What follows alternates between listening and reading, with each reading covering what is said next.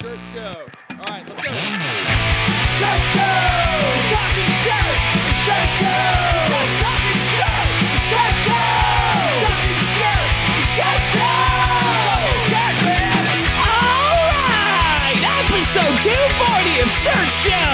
We're talking with Nick from High Pine in Maine! Let's go! Hey, beautiful. Hey, pretty lady. Hey, we're here. We're open. I can't believe it. You know, like St. Louis got a bunch of snow. Mm-hmm. Shut us down.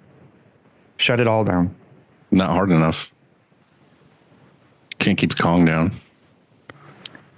I had so many things to say just then. Let's see. We talked yesterday about how the people at your shop planted a flag in the Mount Kong out front. Claimed it. We claimed the mountain of snow before the car wash did. Those boys over there, we said that's ours. You know, Street here's fight. the thing. It's actually incredibly dangerous. I don't know why, but whoever plowed our lot and the lot across the street and the lot of the car, all these lots got plowed and they pushed them, like a lot of the snow into this one pile. And you can't even pull out of our entrance, like without getting T-boned, basically. So it's, I guess it's not my problem. You gotta live dangerously, I guess. Yeah, so we planted a flag in the mountain of snow. Is it still there? No, it's Or is it not. melted? Well, it's very cold too for St. Louis. Like completely unacceptable and outrageously cold. The sun is out though, which is very interesting when it's below freezing. So the freezing is 32 degrees Fahrenheit. But it's sunny and nice out. It's sunny and then it's melting the snow. Isn't that a phenomena? Like, so it's below freezing air temp, but the surface Just the top layer of the snow, and it'll turn to ice. I don't know. It's melting. It's weird how that world works.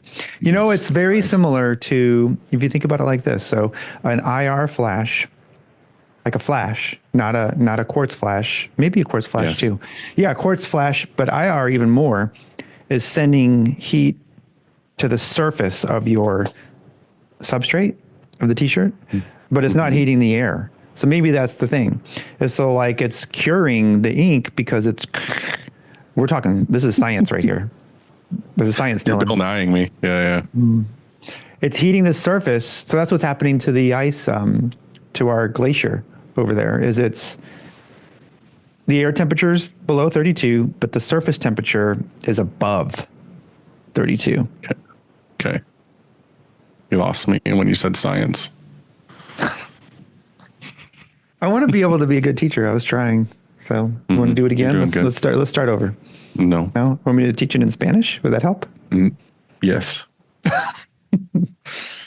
Day 54, everyone. Duolingo, 54-day streak. There's no way. There's just no way. Actually, Duolingo saved my butt last night because it reminded me, it messaged me and said, you have 1 hour and 14 minutes to keep your streak alive.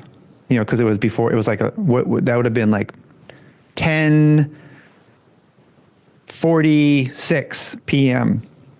And it let me know. I think we need to find a way to get these reminders and these streaks to go with screen printing where our customers feel obligated to order because they got to keep their streak going. Yeah. And we talked about streaks the other day, how important they are. So we should probably. In your underwear? It's so like, I feel like I'm in like fourth grade. Yeah, I was gonna say like we're 15. I never left. Okay. Yeah, me neither. It's fine. I get it. What's going What else on is over going there? on? Oh, we just said the same thing. See? We were thinking, Not a whole lot, just work, and I've got a punch list a mile long of things I want to get done, which is good. It feels really nice, honestly, to sit there at my desk with I have this notepad that I'm like writing these bullet points and this punch list down, and I could easily set it to the left or the right to where it's not in my way, like of the keyboard and like, doing what I got to do. But I'm purposely keeping it in an uncomfortable spot so I don't forget about it. Like I want to make sure I'm just hitting like thing after thing after thing on this list. So yeah, it's just like sitting there in front of my face all day long, all week. And I've been fucking crossing shit out, starting new pages, writing new things down. So it feels really nice. Well, I don't like that you call it a punch list. Why? It just seems, I don't know. Like a punch Aggressive. list. Yeah, like maybe it's a list. Okay, sorry. It's my nice list. Did that, and then last night did a 1 to 50 Gears of War round with the guys. So What's that that mean? felt really nice. 1 to 50?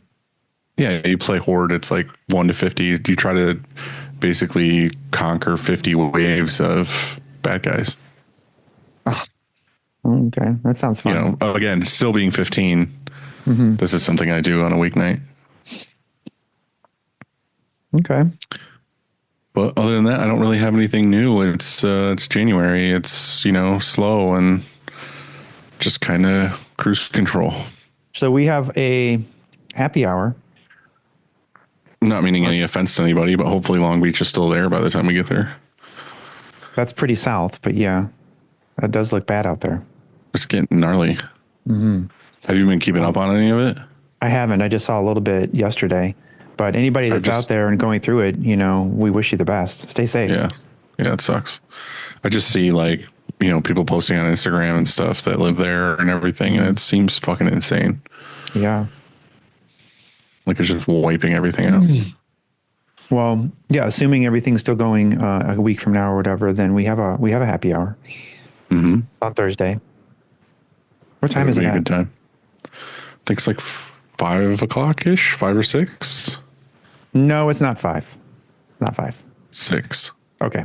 So But we do have a happy hour, and the merch table is all, you know, set. Dylan's got everything printed and ready to go.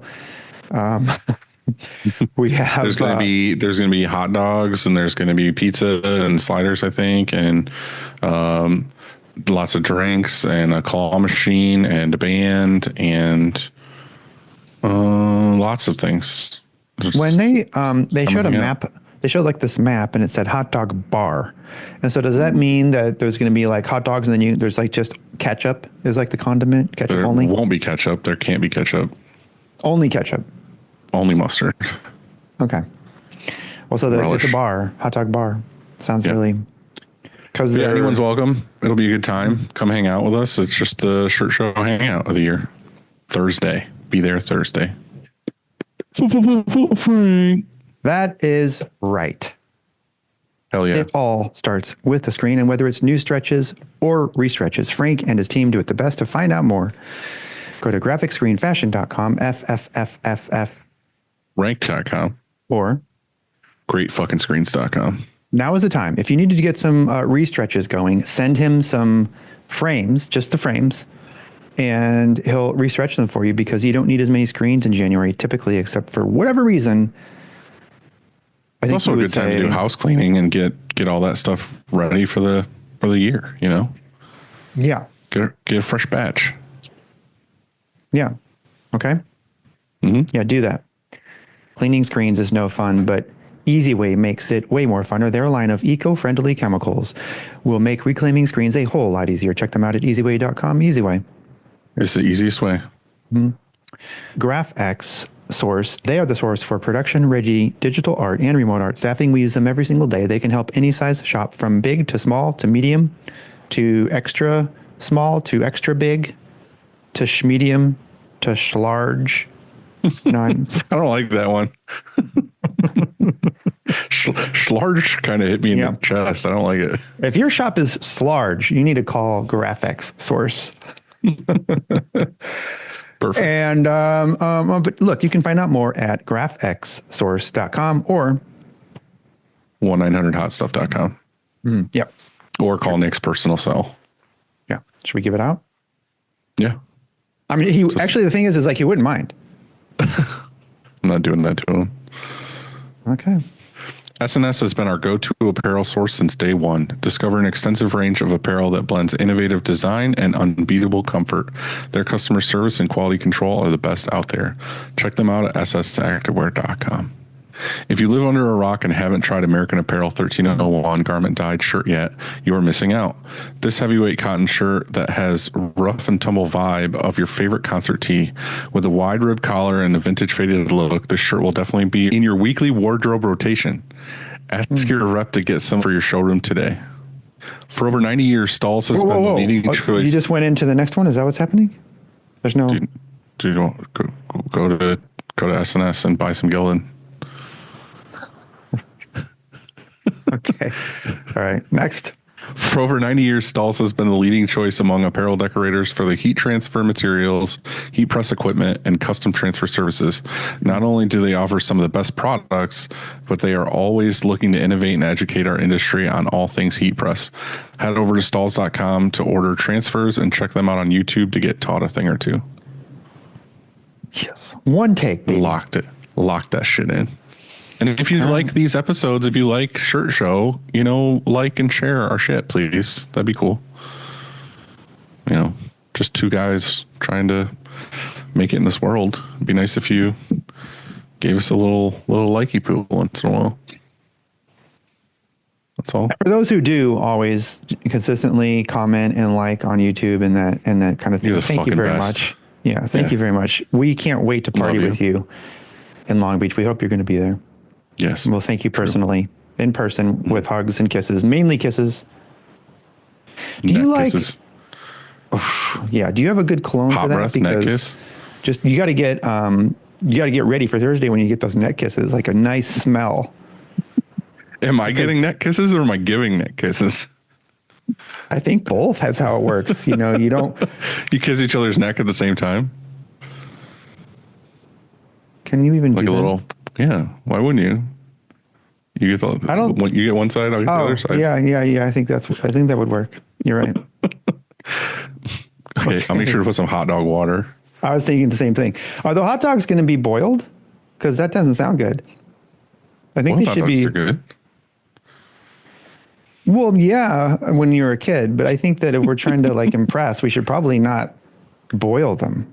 That's what they do for street dogs, for like a street cart, is they're boiled and they take them out and then they either just go directly into the bun or they have a hot plate that they kind of give them a quick, This ain't no. I just don't know about that. I just don't.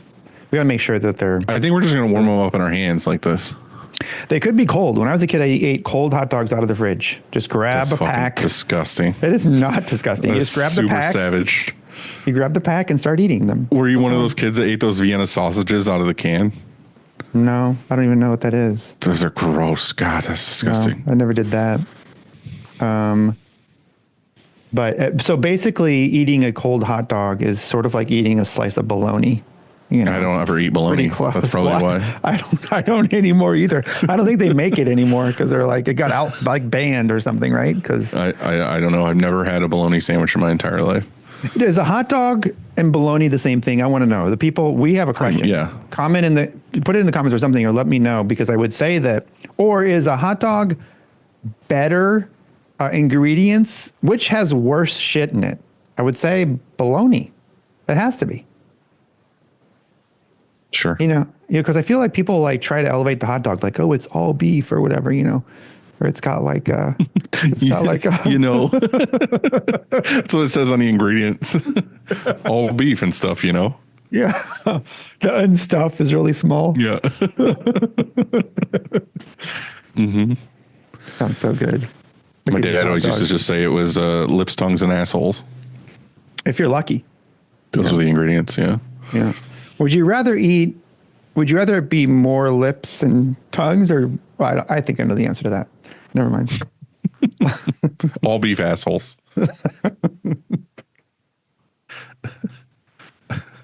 God, just hearing that makes me want to go vegan or something. God, that's awful. No, I still want it. Mm-mm. Mm-mm. Dylan, my guy, who do we have today? Today we are talking to Nick from High Pine in Maine. What's up, dude? How's it going? Good, man. It's been Christmas for the first time. Yeah. Feeling it, but very, very pleased with how things went, overall.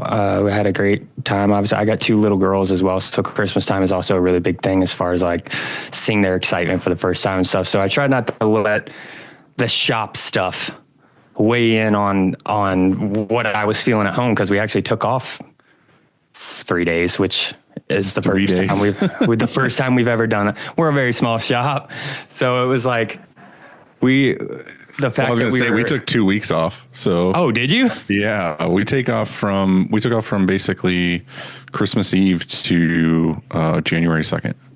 Shit, it was about That's 2 weeks. Awesome. I hope we can. God bless. I mean, why are you shaking your head? That was not 2 weeks. That's like It felt like 2 weeks. It felt like eternity. Christmas Eve to January 2nd is like, I don't know, 7 or 8 days maybe. It's the 24th to the 2nd. Okay, he's like, so come 6 on, days, 7 Dylan. days, 8 days. 24th, 25th, 26th, 27th, 28th, 29th, 30th. Is there 31 days? Yeah. 31, 1, 2. That's 10 days. Whoa. 1, 2. What'd you just do? So that, yeah. I didn't do that. I just have fat fingers. And then 10 days is equal to 14. That's fine. we're going to give it to you. We're going to round it up. Roughly. Yeah. Okay, 2 weeks. cool. That's a good 2 weeks. Yeah. Cool. Yeah. It felt really long. It really did, honestly, because, you normally, we did the same thing. And you got the feeling of really having some time off, because if you fake it and you're like, oh, we're going to have the couple days off and we're coming back, and then there's the weekend and then we come back and then there's a couple more days off. If you just put it all together, it feels so refreshing, and you get a real reset. And then you're like, you come back and you're like, oh my gosh, I missed this place, instead of coming back and being like, here, let's work again or whatever. And also, most business owners are like, oh, we're all going to take a 4-day weekend or whatever. And what happens is us business owners just end up filling those days with shit we want to do because nobody's here. But if you take 10 days off, then you actually have time to do some shit for yourself. So For sure. I'm ramping into it. I'm going to, I just moved up here to Maine. I've spent the last decade in Nashville, and I'm going to my first Celtics game in Boston tomorrow night. And they're playing the Kings. So I was like, all right, we'll get into that. And then I'm going to go down to Marco Island for a couple of days right before we fly into, I'm going from Florida vacation straight into impressions for the first time. So I'm stoked. That's awesome. Why Maine? My wife. Is she from The there? girl. Yeah. I met her in Nashville. Like I'd mentioned, I've been a musician and a songwriter for the last 10 years. And I met her at a show, and it was just kind of one of those things where I think it was the first time I've ever attempted long distance. And it kind of worked. Like I was like, oh, we're a little older. Maybe this works. And, when you really actually care about somebody, it does work. And so we were dating. We had been dating for about a year or so, long distance. And when COVID happened. And so I was out at MGM Grand in Las Vegas when the maids came and knocked on my door, and they're like, yo, we're shutting down. Like, you got to get out. And so I flew back to Nashville, loaded my truck up with my dog and guitar and like a week's worth of clothes and drove 24 hours straight north to Maine. And I ended up being there for almost 6 months. Damn. So it was like, I fell in love with it all. And that's the reason all this kind of came about. Cause I was stuck. I was a musician with a really shitty clothing line that had just started up, and I had just taken full ownership of the company, and 2 weeks prior to the world shutting down. And I was like, it's a perfect time to start a brand. all right, this is great. Yeah. Branch out into something. And so, I guess that kind of spiraled into me figuring out some things that are probably reasons why a lot of people start shops, things they don't like within the industry that they see as from the customer facing side of things, or that, I feel like I could do this or whatever. And all that steamrolled. And my wife moved down to Nashville for 3 years, ended up losing a deal that was on the table. And I figured it was the right time to move up and take the next step in life. Yeah. Are you somewhat near like the water, or are you? Yeah. You guys did an interview with Drew, right? From 320. He's 15 minutes up the road from me. We're about 20 miles or so outside of Portland. Nice. I was thinking about making a drive up to Drew this year, so maybe I can stop by if you're. Yeah, we love it. in town? It seems like you're going all over the place, so you might not even be there. I'm going to be completely honest with you. Don't let that little clusterfuck of a schedule fool you, because I don't stray far from this shop. In fact, the first time that I left since I had employees was in October. I got drawn for, I'm a big outdoorsman. I got drawn for the moose lottery. So I got to go up and go moose hunting for the first time. And I was supposed to be gone for 7 days. And I feel we prepped everything, and everybody's like, yeah, he's finally getting the fuck out of here. Like, we're going to have a good time. Like, here we go. I actually I got a moose my first day. I only missed 4 hours of work. So it was like, I literally showed up with a moose head in the back of my truck, and I pulled in still in like, camo, ready to rock and everything. And they're like, all right. But, yeah. So what happened with the musician thing? You're still doing that, or was that kind of put on hold when you were like, I'm going to start the business stuff? In my head, it was gonna all do this, right? And then I found out what being a shop owner is really entails and things like that. And I didn't really have the time for it. So I did put it on the back burner. But I play some shows here locally. I do one ticketed show a year, basically. And it's when I get to go do all of my original stuff, songs that other people have cut, some songs that made it to Billboard, songs that made it to radio, things like that,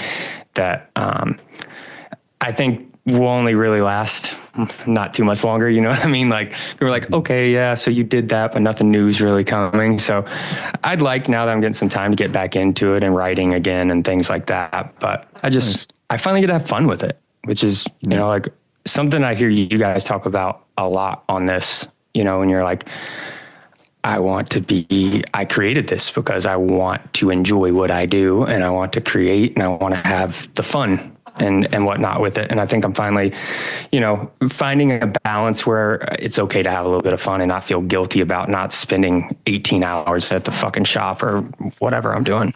Right. So it'll be a nice outlet. You kind of have like a little bit of a unique story though, coming from that to, how did you get from that to basically building a building, and the way you went about it, and you have a partner and everything? It's kind of like, it seems kind of a sweet spot. Yeah, it's instead of roughing it. I mean, it seemed like you had the roughing it. So well, to your eye, I say that lightly. Yeah, I'm not trying to act like it was push. No, for sure. And I would agree in the sense of like, that was intentional. I didn't have the knowledge that you guys had, right? Like starting, working for another shop and learning and going through a decade worth of experience and things. I fell in love with this industry. And I'm going to give him credit. I know he's been on the show because of Lee Stewart. I was very unhappy with a couple things that happened with my brand. And I was hoping I wanted to turn it into like my backup plan, right? Like if music, it's not going to happen forever. It's not realistic.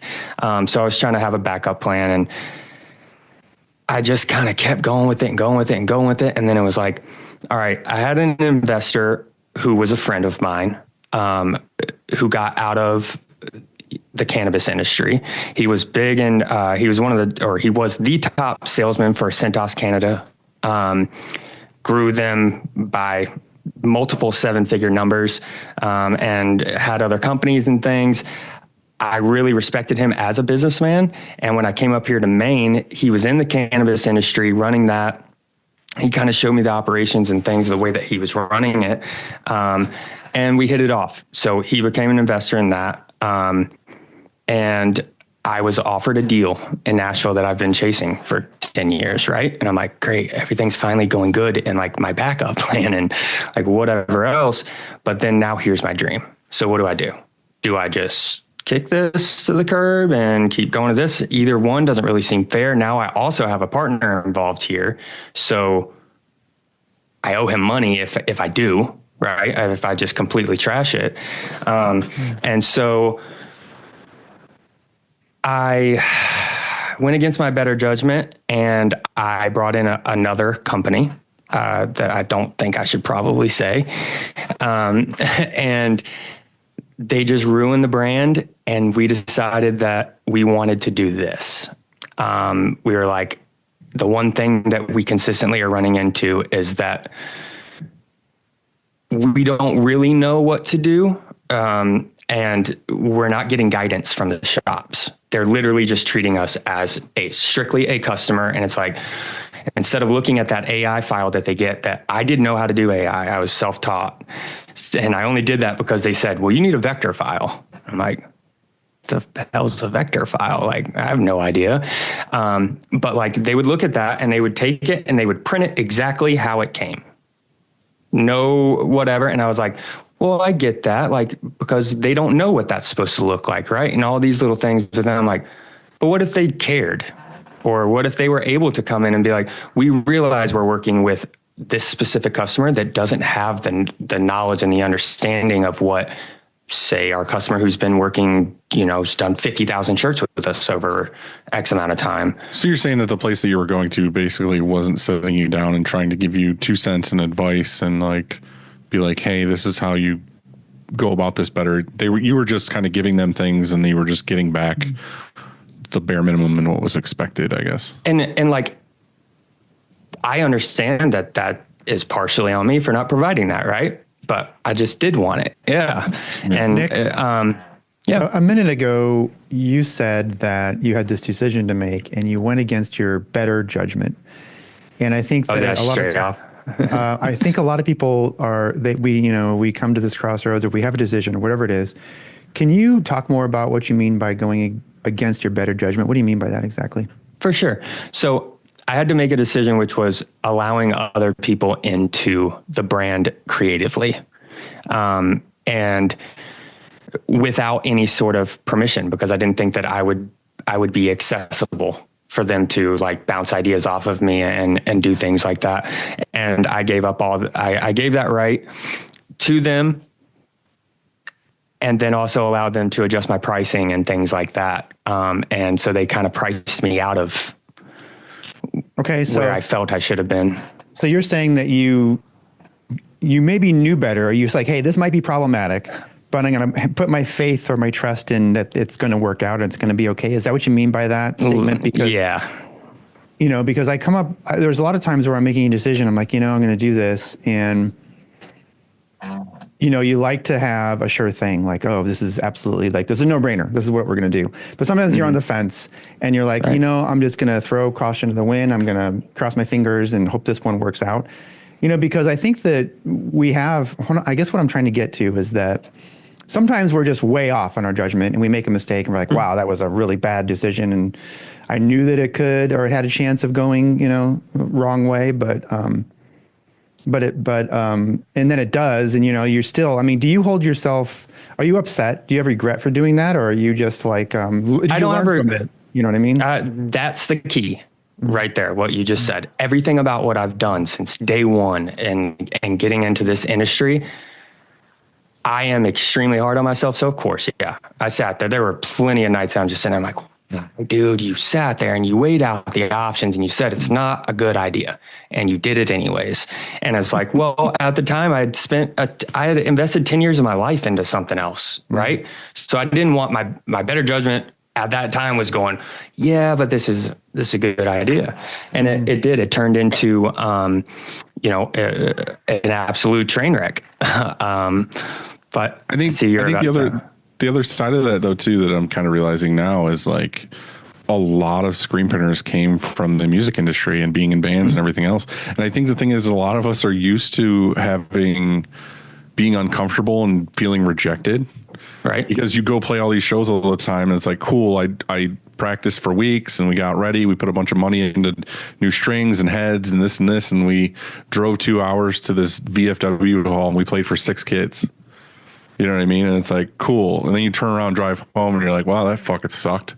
And then the next show you play is, a packed house and it's super fun and awesome. And you're like, oh yeah, things are great. And then you go to the next one and it's like, terrible. And it's like you just kind of do that back and forth, and you just constantly get kicked where you're like, okay, was that a good idea? No, let's pivot. Let's only do these types of shows, or let's only do this type of thing, or let's not go to this town.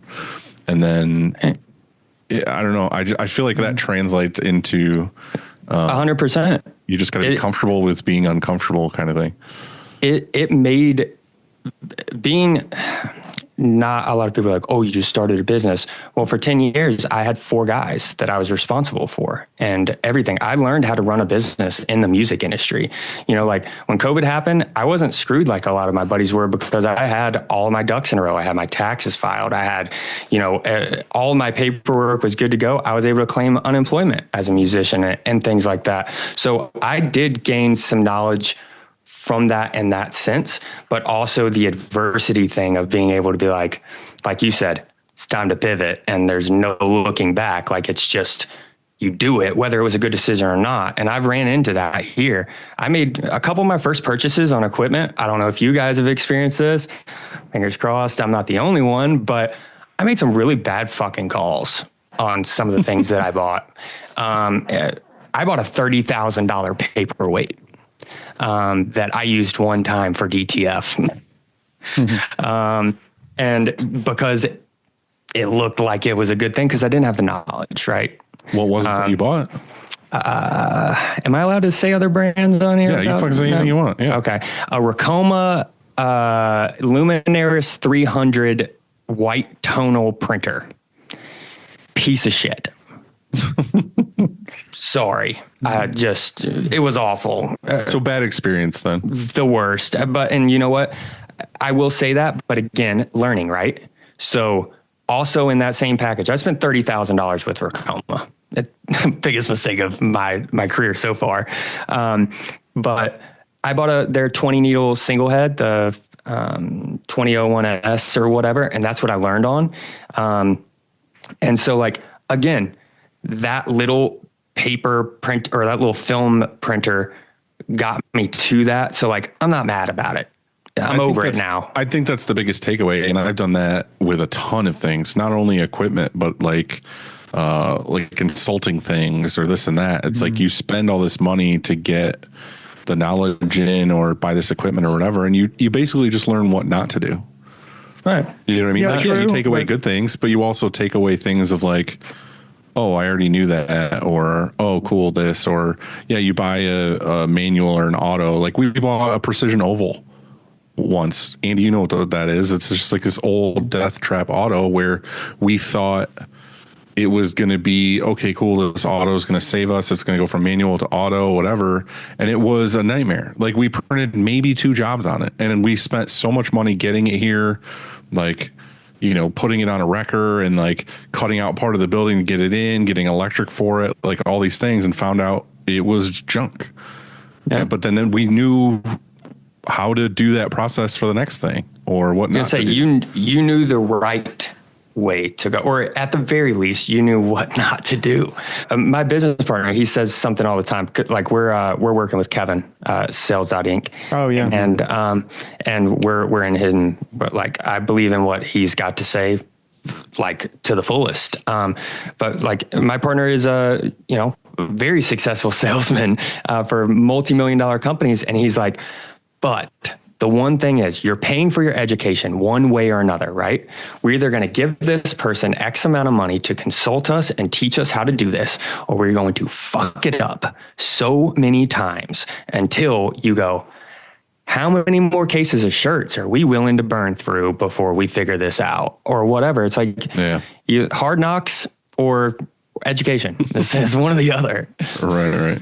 Well, I was going to say just that you can't forget, or let's not forget, that this is risky. You know, there's a certain amount of risk that goes along with owning a business. And if there weren't, then I guess everyone would do it. Like if it was just this is guaranteed. Oh, you start a screen printing company, you're guaranteed to make money.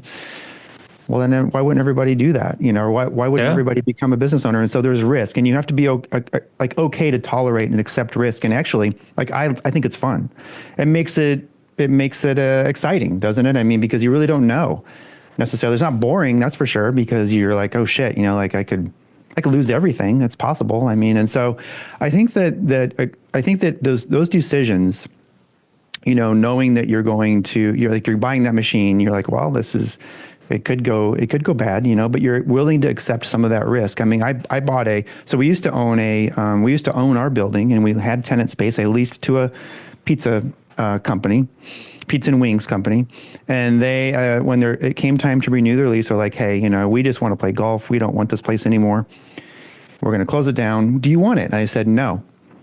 And then they said, okay, cool. Well, then they came back to me a few days later and they said, are you sure you don't want it? In fact, we'll sell it to you for half of what we were asking. And I said, no, I can't. This is just not something I want to take on right now. And then they said, okay, cool. And then they came back like a few days later, literally just for almost nothing. They're like, you can just have it for this amount of money. And I was like, well, okay, well, that's not very much money. It's not very much to risk, is it? And so imagine if you would have bought it at the full price that they asked you 6 days earlier. Well, here's the end of the story. It's not a happy ending. I closed it down after I bought it. I had to invest some money into it. I had to invest a lot of time into it. And then I closed it down, maybe 6 months in. And I would have been better off shredding $100K, just taking $100,000 out of a bank and walking over to a shredder and shredding or burning it, than just to fuck around with that business all the time.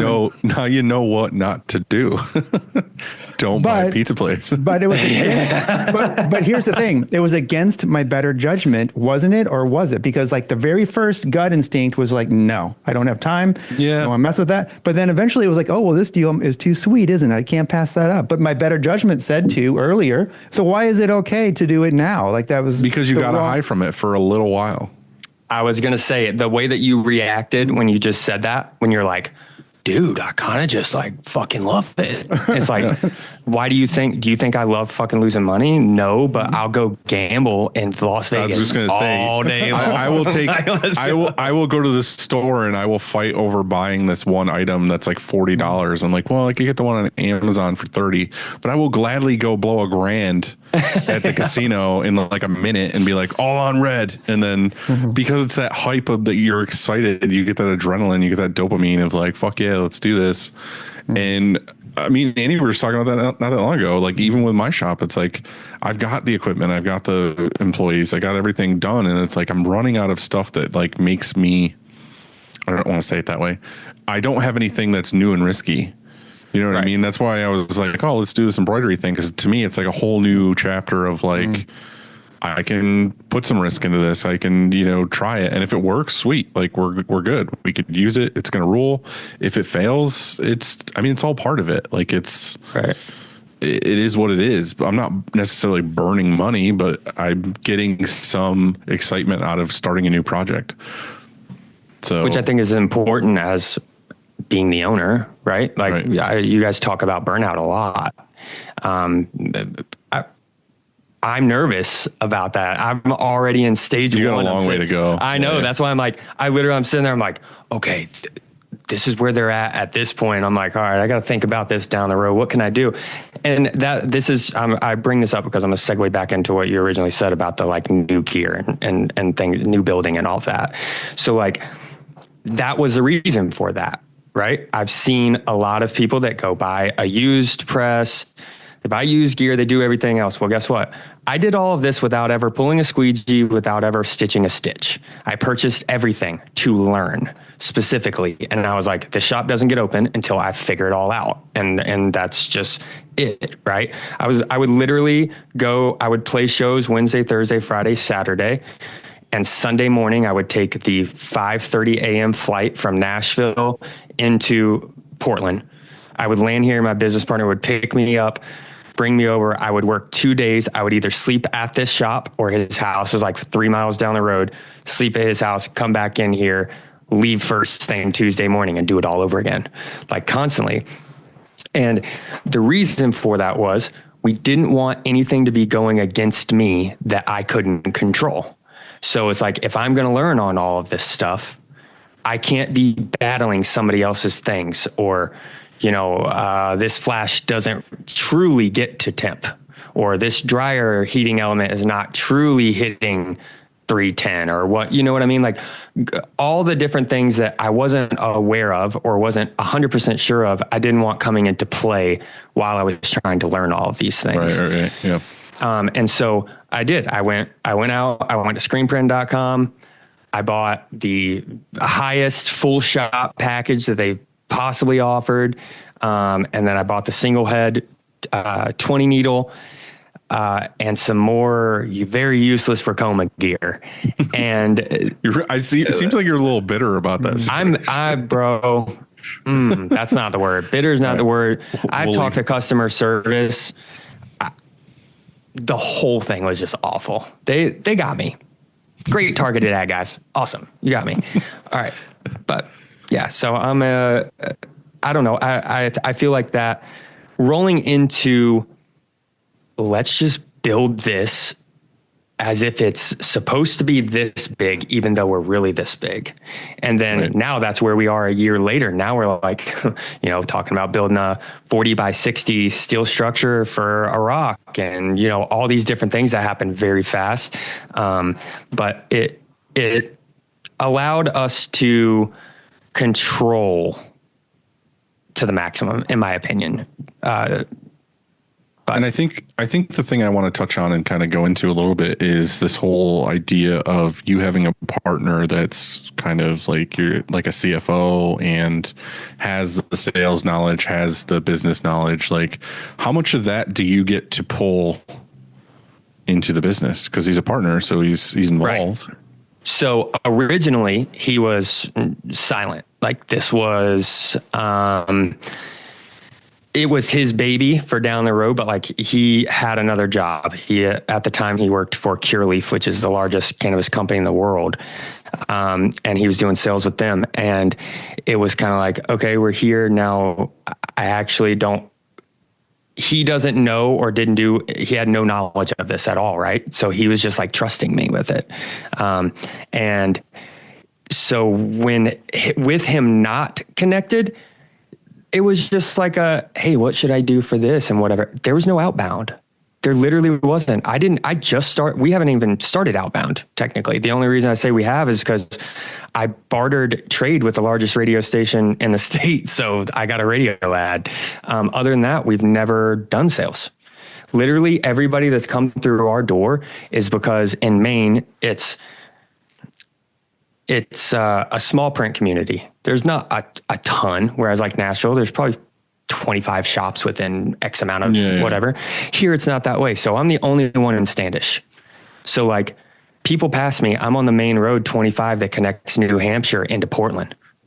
So like they're just blowing my door down every day. And then, when I first started, I had this branding that I absolutely hated. I rebranded my shop like 2 months in. I'm like, this sucks. I bought all this shit with my logo and whatever. But the branding became cohesive and people started recognizing things. And like, there was a need for it in the community and we saw that. And so thankfully, yeah, you're right. I did kind of lean on the fact that hoping that his sales background was going to be able to be implemented into the company. And that's what it is now.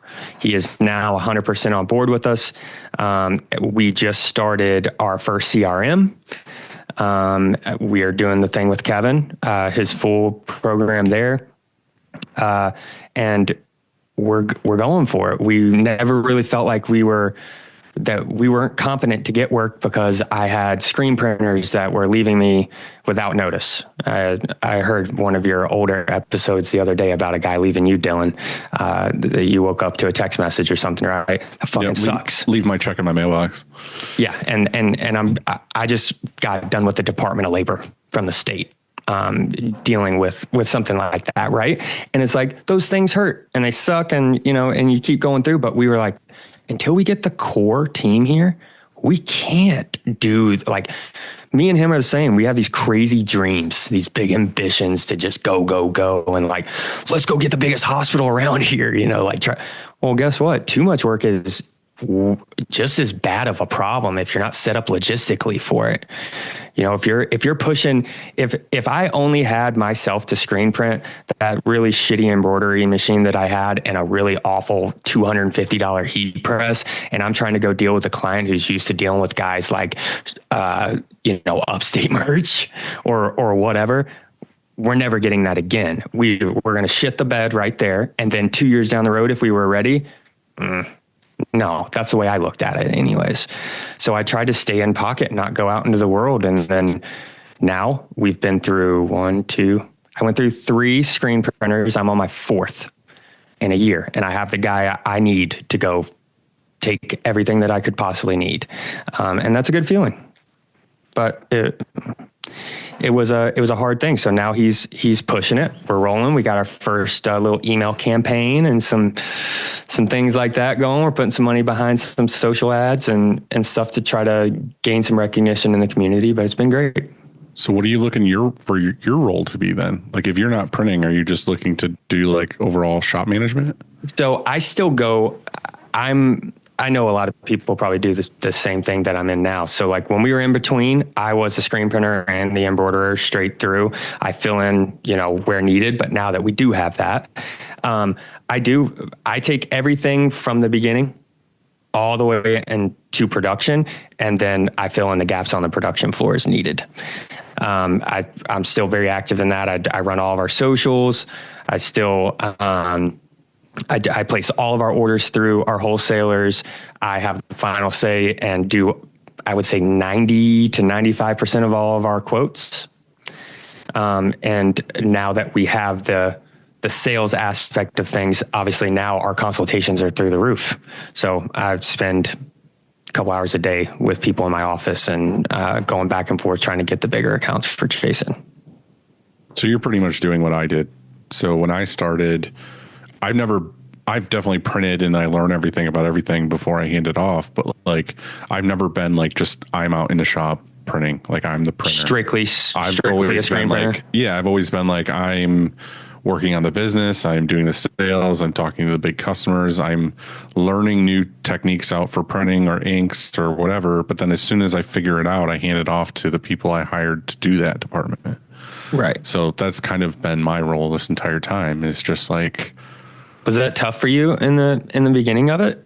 Like the delegating or you know what I mean? Like not having complete control of what's going on in that. It was hard, but it wasn't hard because I didn't know any better. Kind of like, right. I mean, you probably don't know any better. Is when I started in business, I started selling buttons and I started making them myself. And then I realized my time wasn't better spent pressing buttons. It was doing the sales and hitting people up. So I hired a buddy to do the pressing. So then I got back to the computer because that's what I was best at. And he had free time in college and wanted to make some extra money. So he pressed the buttons. And then when I went from that to outsourcing t-shirts and stickers, I was doing the same thing. I was doing the sales and then I was sending the work to somebody else to do. And then I went and worked for them and I worked in the office. And then I kind of got to do the whole, I'm in the office, but I can go out into the shop and like see things in front of me being made. And I like learned about all those things because the more I knew about that, the easier it was for me to talk to the customer. Like, oh, this is why this is printed this way. This is how this works and so on. So then when I decided to leave there and come to upstate and, back home and start this business, it was very, I was just like, fuck it. I'm going to do it all. Like I'm going to learn the printing, like what I don't know, but I'm also going to work on the sales. But then it ended up being, I had a printer right off the bat who was my initial partner because he worked with me in Georgia and was like, I'm not doing anything. I'll move to New York with you and I'll do all the printing. You do all the sales. And I was like, all right, cool. That ended up not working out. And that was a whole fucking mess, but he trained somebody in that time period. So I had 2 people. So when he left, I had that main person. And since then, that's how it's been. Like I've been doing the businessy stuff and then I hire people to do the production side. Mm-hmm. So that's been me forever. I mean, that's Andy had it the other way. He was the printer. I mean, you did both, I guess, right? When you were at home, you did sales and printing and all the things. I mean, so yeah, I started for the first 3 years, it was just me. And so I did every single thing. And then at year 3, I was near death probably from working so much that I found, because I was out of my garage, so it was kind of hard to hire people, and well, every once in a while my neighbor would come over and help, just if I had this large order or something. But eventually I found somebody to help just do some of the, I guess we could call it grunt work, just like an assistant, so to help me with detaping screens or something, and cleaning screens and cleaning squeegees and that sort of stuff, just to help me, because I was working day and night every single day. But when you had that tipping point, what side did you fall on? Did you fall on the production side, or did you fall on the sales production side? Still, I didn't need. I did 0 sales. I didn't do any sales, and so I still haven't ever. We've never done any sales. And so, I've never had an outside salesperson. That's not to say that you don't need that, but I live in I'm saying the customer service and the emails and all that other stuff, you've always fallen more towards the production taken care of side. Oh, yeah. Like even now, you focus on just keeping the shop running, and you have people who do customer service and sales. You're not reaching out to customers. Right. And I would screw things up at this point. They're way better at it than me. So what I do is today, so far as I had, I meet with managers. I mean, I don't necessarily love my role anymore, because I think that I loved screen printing. Here's the thing though, is I can't physically do it anymore at the production level. I just physically can't do it anymore because of my back injury. And so I don't want to, I'm feeling so good right now. I don't want to go, I don't want to mess it up. And so I think that and so I found a new way, and something new, that I think that I like. I miss it. I still walk out and pull some shirts sometimes, of course, but we ran into a problem. We have our busiest January of all time. And it's a polar opposite of almost every single January. We're so busy, we can't keep up. I'm having 4 people. I'm getting help from a different shop, and they're going to be here all next week, just because I don't know. I can't explain it, but it's just, it's great. But sort of like you were saying a minute ago, Nick, is that, if you tell people oh, we're super busy, and everybody's like, wow, that's fucking awesome for you. But if you're too busy, that's actually a bad thing. I always use the metaphor or the analogy of if you go out to eat and there's a person that has, 3 tables, and that's all they have. And they're making sure your waters are full. Hey, they're always over there. It's hey, do you need anything else? And all of your stuff is perfect, right? But all of a sudden they have 5 tables, and then you're kind of ignored, and you're like, what the hell? I want to order another tea. Dylan, your tea's gone. And where's she at? I don't even know her. Where's that dude at? I haven't seen him in 5 minutes. This place fucking sucks. Right. You get a little cup shake. Yeah. You're like, and so it's sort of like that, too busy is bad. All of a sudden things start going bad. And so that's what I did when I first got here this morning. Is I had a meeting with production manager, ops manager, customer service manager. I said, okay, what are we going to do? What's our plan? What's the solution going to be so that our number one customer, this most critical customer, is A, happy still, and B, doesn't even know that we're over here scrambling, trying to figure out how we're going to get all this done.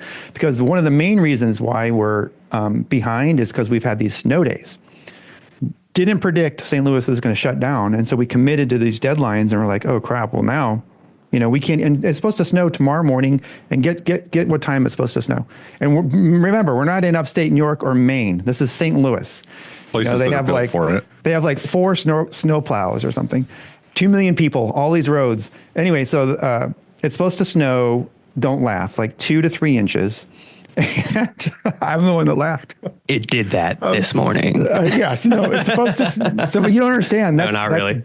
That's devastating here. It's devastating. It's supposed to snow 2 to 3 inches between 5 a.m. and 9 a.m. or something. The absolute worst time. How many call outs are you getting?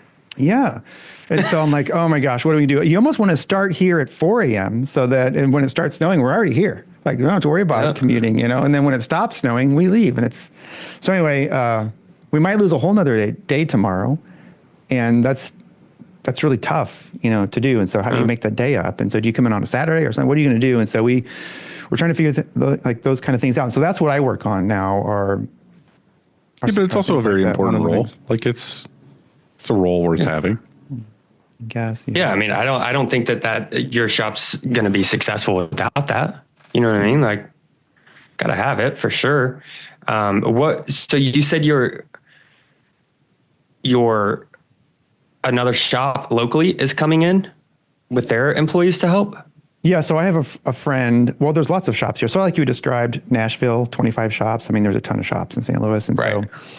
so a friend of mine has, most Januaries. And like I said, if you looked back at the second week of January last year, we were like, there's nothing to do. We were cleaning presses and things like that. And so some shops happen to be just like that. And so made a phone call and said, hey, do you have anybody that you can send our way? And they're like, yeah. And so we help each other out like that, And so That's nice. Yeah. I just had a phone call for the first time with another local shop here. And it is kind of like, I always joke. I say it. I feel like it's, what is that, West Side Story? Is it West Side? You mean East when the Side. two gangs? Yeah. Not East Side Story. Yeah. Yeah. When they rumble, there you go. That's what I felt. I was like, fuck, I'm this guy that's coming in here and everybody's going, dude, there's been no new shops here for a decade. Why are you coming in? And I finally got to talk to the shop that you feel that like animosity. You don't know if it's truly there or if people are just trying to make it seem like it's there. And we had the opportunity to talk and it was great. You know what I mean? Like, I said, well, this was kind of like my thought process. I'm from South Georgia originally. Are you from Georgia or did you just live there, Dylan? I heard you say that earlier. I'm from here. I moved down there for 2 years and no offense, hated it and then moved back here. No, that's fine. I lived in Syracuse. I went to Cicero Elementary. Hell yeah. That's where our Chick-fil-A is. It's the only Chick-fil-A around. No shit. Yeah, I mean, it's being from the South, like hospitality and like helping your neighbor and like all those types of things, right? So I was like, I'm stoked. Like if we're out of Tiger White, I'm calling dude down the street and being like, can I get it? Well, I felt like we could never do that. And then we finally connected and it's like, yeah, it's great to be able to say, hey, come check my shop out. And he's like, well, he's further along, right? He's got some autos and a CTS and things that like I've really been dying to see how they truly work in action that I haven't gotten into a shop that runs them and things like that. That's why I'm so like a little kid going to Disneyland for impressions. But it's definitely, I hadn't experienced that camaraderie between shops yet. So it's cool to see that everybody else is getting a little bit anyways. I've always loved that. I mean, I've always loved visiting shops. It's like one of my favorite things to do. But local people have been more hesitant to open doors to me or to have them here or whatever. But the funny thing is like, I don't want to say bigger because I think I'm the biggest around right now, but like there's other shops around here that we kind of like get work from because we had a whole discussion in Discord the other day where it was like, oh, this shop's next to me and I always just get like all their work from people who don't like working with them. And then, if I get a customer that I don't want to deal with, I send it to them, that kind of thing. And it's like, it's this whole thing of back and forth and whatever. But like you said, as soon as you meet that person, you're like, oh shit, like we have a lot in common. I can go get ink from them and whatever. Like I've had a ton of equipment here that like is stagnant or, I mean, maybe not you wanting to give away that 30,000 piece of white paperweight, but I've had like flashes and like manual presses and a shitload of screens and inks where I just call that other printer. I'm like, hey, do you want this? Like, I just don't want it in my shop. Like, there's nothing wrong with it. I just don't use it anymore. I don't want it, whatever. And it's kind of nice just being like, hey, take this or deal with them or whatever. So I don't know. I like it. I know Andy's got a couple that he's real close with and good people. So I don't know. It kind of all works out. I think it's to keep referencing, or I don't mean to keep referencing back to other episodes, but I listen to you guys a lot. I like it. You're reminding me of things that happened that I don't remember. Well, I'm sorry if I get aggravating by like doing that, just tell me shut up. But like just talking about other shops, potentially like down the road, maybe that's a thing, right? Like maybe not everybody can keep their doors open all the time, and you might have to merge over with somebody, or like the partnership type thing, and understanding that I actually see that up here a lot. They split the screen printing and embroidery aspect rather than doing everything in-house. And I do think that there is a very important part to that, which is like, you hone in on what you're great at, right? Like, let's be great at one thing, and like, why do you need anything else? Everything else is BS, right? Mm-hmm. But I think that two things is okay. Like, you can manage to learn how to be very, very good at those two things. So I brought them in-house, but like, other shops don't around here. And it's like, okay, well, that means in some form they are partnering with each other. They trust each other's quality, customer service, turn times, whatever it may be. I guess unless they just feel like they don't have any other option. But I mean, other than that, you'd think that's what we've always done. I mean, until recently, there was a place literally across the street where all she did was embroidery. She did like trophies and stuff, but like half her business was embroidery, and it was a no-brainer. It was like, hell yeah, this is awesome. I don't have to hire any employees. I don't have to worry about the maintenance of the equipment. I can literally just take jobs, walk the boxes across the street, and then when they're done, I bring them back. And it's like, hell yeah, I don't have to have this under my roof. I can focus all my energy on screen printing. And then we have a guy in Binghamton too that does like all our laser work, where he like makes all our patches, and he, gets all that stuff done. So it's like, cool, I don't have to have that in-house either. Mm-hmm. So that stuff is sweet until things, go where she wants to retire. And now I'm like, all right, cool, I got to figure this out. But I don't know. In general, it's pretty sweet. Like I love that you kind of came from a passionate industry to being like, hey, I'm gonna, fall in love with this girl in Maine and move to Maine, and you know what, I'm gonna start a whole new project. And then, I mean, congrats, dude, to go from that to finding a partner who has that knowledge that you don't have, and you guys built a pretty sweet place. The fucking compound you're in looks amazing. Thank you. Yeah, so we did. That's what I was trying to say in the beginning of like, you kind of got it cushy in the beginning because you're in a fucking sweet spot. You're in Maine, which is beautiful. You're getting work. So I'm just saying congratulations on the year or whatever and you're kind of in a nice spot. Thank you. I appreciate that. And I mean, and I'm going to be honest with you. Sometimes it's really hard to see that. Like, from the inside, I have to check myself all the time. Like, I'm sitting here bitching about something, and I'm like, but that wasn't even an option to bitch about 6 months ago, right? Like, it wasn't even there. But so I do, like, we put a lot of work into this. This was a building that it's been repurposed like 6 times or something like that. It was a vet for a long time. A lot of customers that come in are like, what the hell? I remember 12 years ago, my dog got put down in the back over there. Whatever. This, the actual shop area here used to be an archery range. And we, for like, I don't know, 8 years of being here, still had people coming in with like guns, ammo, bows and arrows, like walking through the front door with them in her hand, like, oh, I can't shoot bow here anymore. It's like, no, dude, that's fucking, the place hasn't been here for like 8 years. Like, what the fuck are you doing? Well, they're like, can I still shoot this here? I'm like, no, what do you mean? You should say yes, Dylan. You should say yes. Right. I was going to say, at this point, let's lean into it. You can shoot an apple off of the ink mixing person over there. Like, so yeah, I understand that fully. And also, I would just like to add that the startup early days, phase, I guess years 1 through 3 is very different than like 3 through 5 and then 5 through 10, all that kind of stuff. I think that those are great days and you feel very alive. There's so much unknown ahead and it's very exciting. You got like 9 years of excitement still. So yeah, you got time. It's a positive side of it. Yeah. And I think that a lot of times, and bigger isn't better. We ask, one press or 10, we used to ask that and people would say, I know my answer, and even though I have 3, but that doesn't mean 3. 3 is the answer.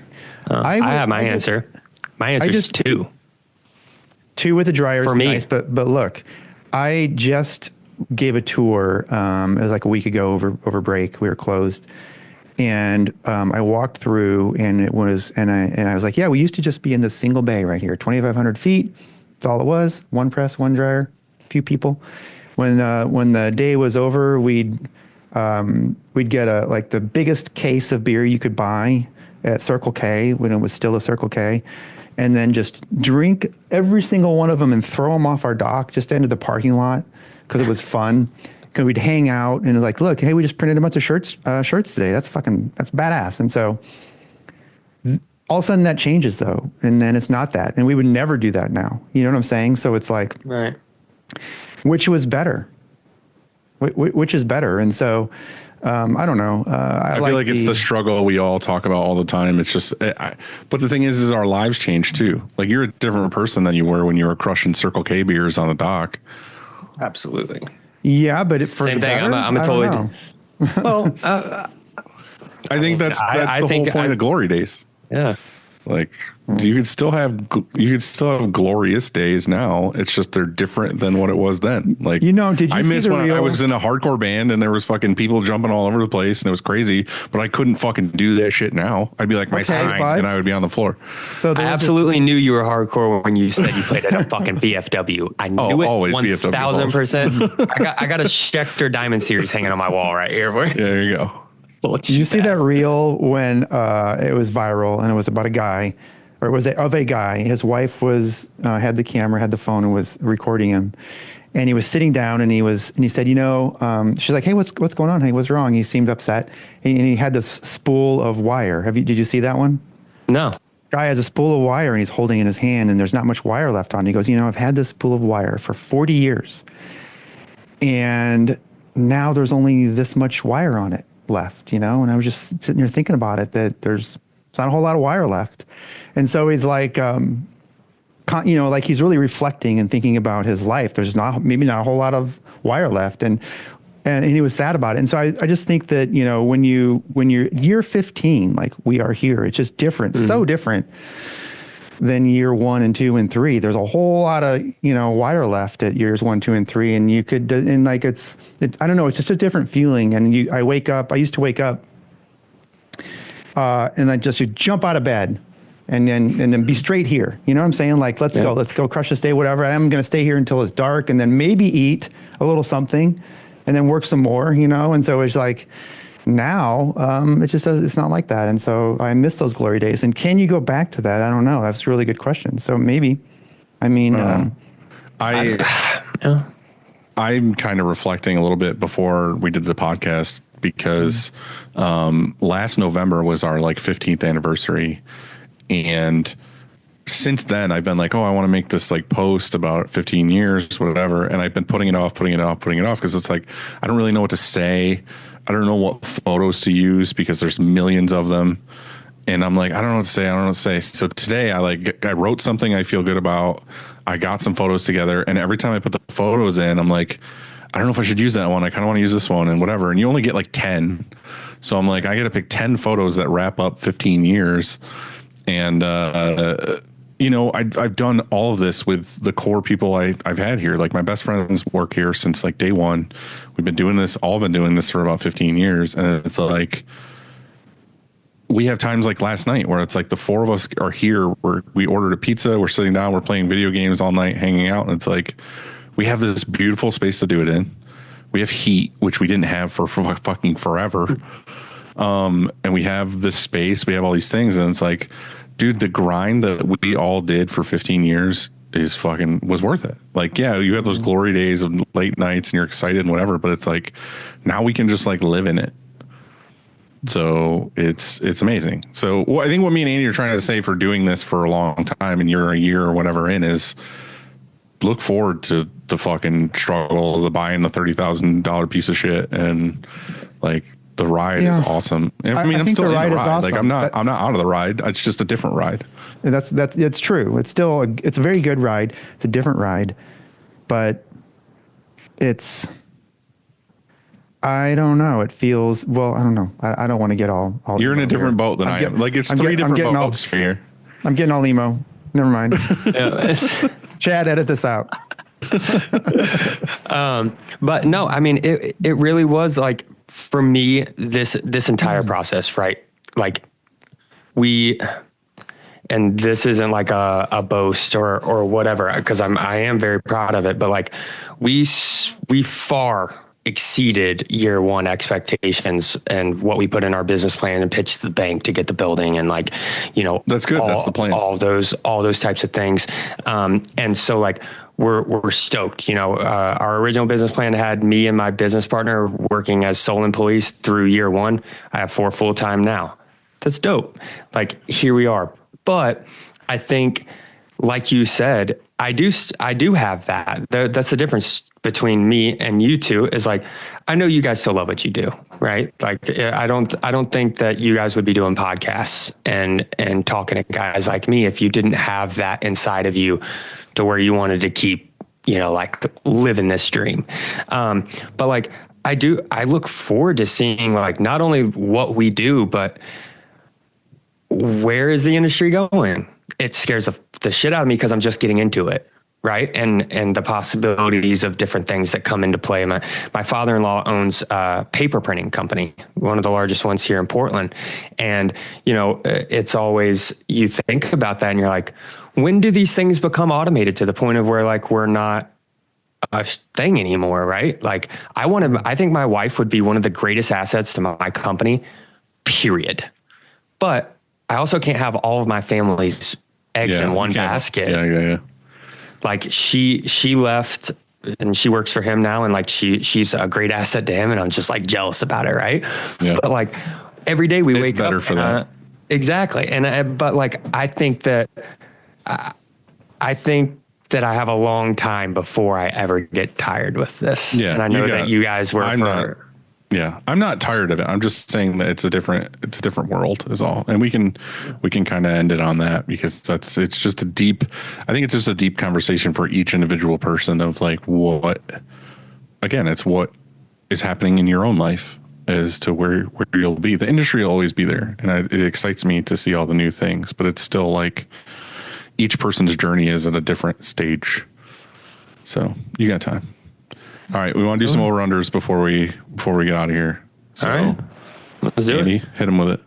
All right, over-unders. Let us know if you think this is overrated, underrated, or properly rated. The first thing I have on here is snow. Overrated. Well, this is a good one for Nick because he's from the South. So as a kid living upstate, great. As an adult, having to shovel your shit off and take care and make sure that people don't fall in your parking lot and give you an insurance claim, it's overrated. I'm going to say properly. I do like a lot of things about it, and I don't like a lot of things about it. What I like is basically I like that it cools down. Fall is by far my favorite. And then when it starts snowing, it gets magical because it's like Christmas and whatever. And then January, you get to do a lot of sleigh riding and tubing with your kids and this and that. And then, you do have all the shoveling and stuff, but I do enjoy that. Like, I love snow blowing and whatever. But once it starts being like February, you're like, can this be gone? Like, can we not have this anymore? And then it drags out and you get some nice days, and then it goes back to being snow and then nice days and the snow. So around February is when I'm like, fuck snow. Proper. Yeah. Andy? I was just bitching about it.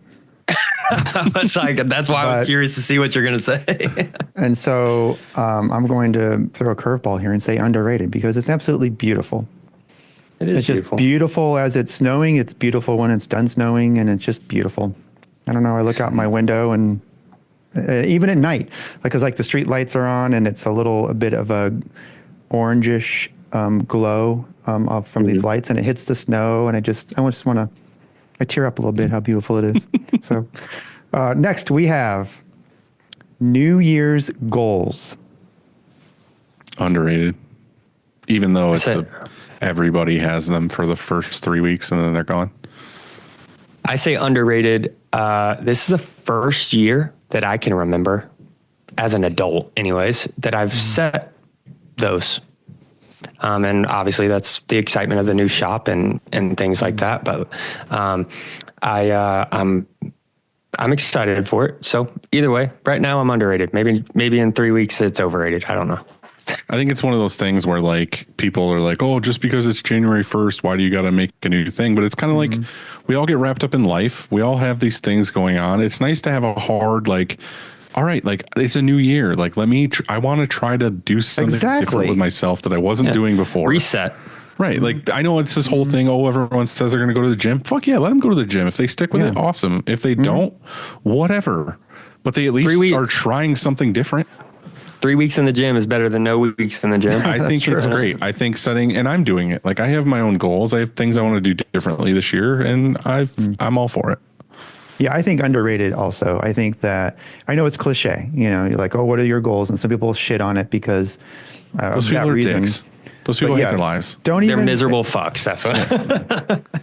That's exactly right. I think it is great. I think that we should have every year some goals, especially like the guy that's running out of wire. You know, hey, I've only got so many. Just go buy a new spool. Left. Quit being an asshole. No, you can't. Well, if you could, that's what you would do. I guess you can't buy a whole, you know, time is, you just don't get it back. But I would say that, if you're running out of time, you have less wire, it's even more important to have some goals because, you got to do some stuff before you run out. All right, last, but definitely not least, peanut butter. I don't like how you exhaled when you said peanut butter. That was a bit. The delivery was strange. Oh God, peanut butter. Dylan, I don't eat a lot of peanut butter. No. I grew up having peanut butter sandwiches, and it was always crunchy peanut butter. Peanut butter, definitely no jelly. Just crunchy peanut butter, white bread. Okay. Oh God, seems very dry. I'm gonna go underrated as well. I'm thinking, I don't know. I used to eat it on everything, including I used to eat it on like pancakes and fucking all sorts of stuff. My daughter is 2 years old and she eats waffles with peanut butter on it. Like that's her thing. So, yeah, my daughter eats peanut butter toast like every weekend.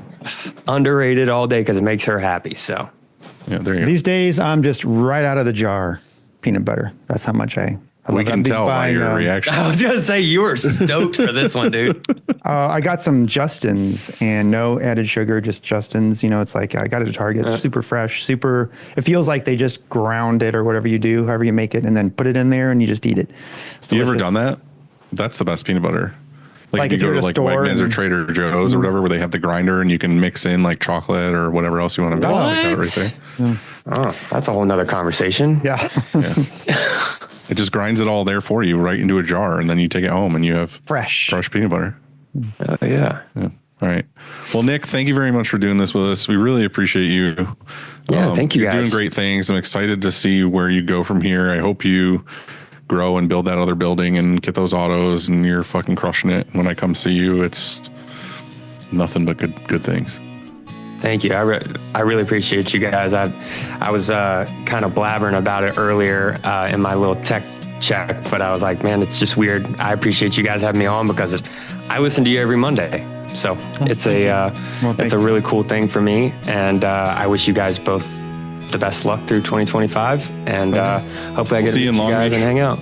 Oh yeah, absolutely. I'll shoot you guys a message and see if we can't link up. I said 2 weeks, but it's probably what, like 9-10 days? Exactly. All right, Nick. We'll see you later, dude. See you guys. Have a good one, man.